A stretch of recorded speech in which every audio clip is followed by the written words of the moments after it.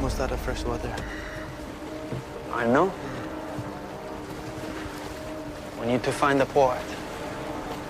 Not only fresh water, but provisions. We don't have much food. What will they think? The people there. I don't know. I don't know anything about them. They call them Muslims.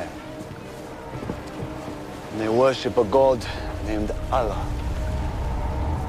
In the mountains between Italy and Germany, Switzerland.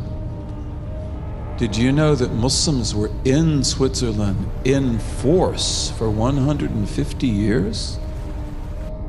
Very interesting. How did they get there? Caliphate of Cordoba. And what would they be interested in doing in Switzerland? Oh, they were smart people. And how did they do it? Sea power.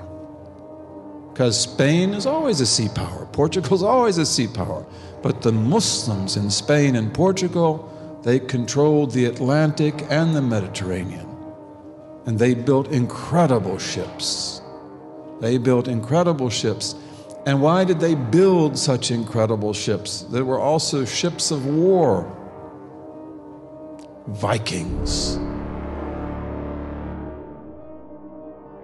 And why did the Vikings even appear in history? Muslim Spain and Portugal.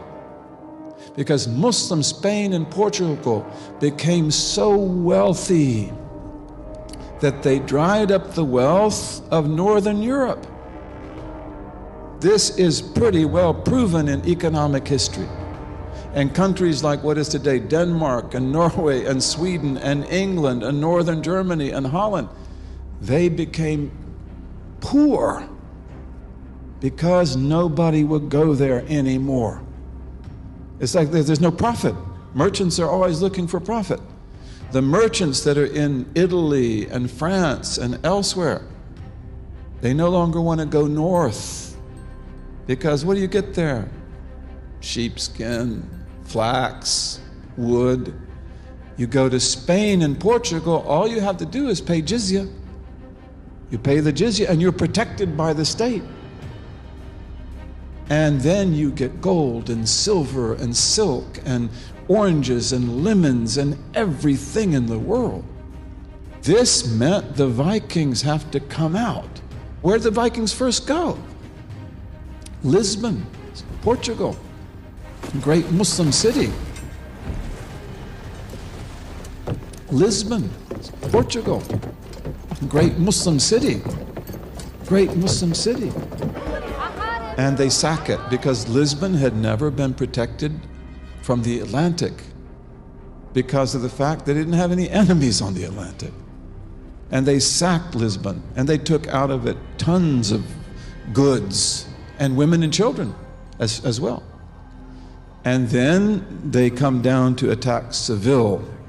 These are all Muslim cities, Muslim ports. Allahu Akbar.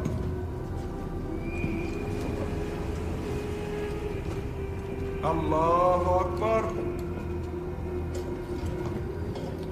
What kind of place is this? Allahu Akbar. It's a temple. Where are their gods? Allahu Akbar. I can't see any. And yet they're praying with such passion. Allahu I Akbar. hate that noise. No, stop! Stop! No. No more killing. Not in here. Not in this place. I forbid it. If you want to kill these people, you have to kill me first. And the caliph at that time, his name was Abdurrahman III. He said, he was building the Mosque of Cordoba. And he said, I won't put a brick on another brick until we get rid of these fire worshippers. He called them fire worshippers. He also called them Normans, Northmen, Nurman, they called them Northmen. They called themselves Northmen as well. And the great Maliki scholar of Cordoba at that time is one of our famous teachers, Ibn al-Habib. He said, you are the Khalifa You can still build the mosque and you can still take care of the Vikings. And they declared jihad. And ambassadors went to Denmark to see who are these Vikings and how do they fight. Because they have these really fast ships that they use to attack. That's what you see in the movies, right? But they have barges. And the barges are where they put the women and children. The barges are where they put the gold and silver. Okay, so this means that they are actually not so, that they have vulnerability because the barges don't move very fast. And that means that they have to always protect their barges at sea. And so they say, then this is the way we'll deal with the Vikings. We will build ships that are as fast as their ships.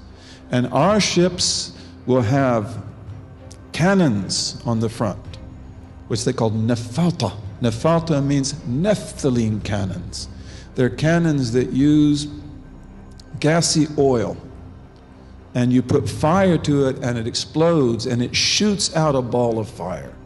And it will burn up their ships. And then on the back, we will have archers with crossbows and with regular bows. So they say, we'll have our archers and they will have so many arrows that they can fight for a whole week without stopping. And then we'll have boarding areas because we're going to conquer the Vikings at sea. We're not going to just drive them off. But also they said, set up towers along the whole coast. And you can go there. I'd love to take you there. The whole Portuguese coast still has those towers. And the Spanish coast also has a lot of those towers. But they were really needed in the Portuguese coast. And these towers are so close to each other that they can send smoke signals, light signals, mirror signals. And they have a whole code to communicate. And then any time a Viking ship appears, you send the signals out, whether it is day or night, and we go out and get them on the sea. You've got to fight them on the sea. You cannot let them attack you on land. And so the Vikings come back. The first time when they attacked Lisbon, they had like 50 ships. The second time, they had almost 70. 70 warriors. 70 ships of warriors, of Viking warriors. And the Muslims attacked them at sea. And they burned half the fleet. And they took all their barges. And the rest of the fleets escaped. And they went into the Mediterranean. Okay, and that is one of the most important battles in history. You remember that when you studied in school. You never heard about that, did you? And then peace was made with the Vikings for about 16 years. The old king died. Many Vikings became Muslims during that time.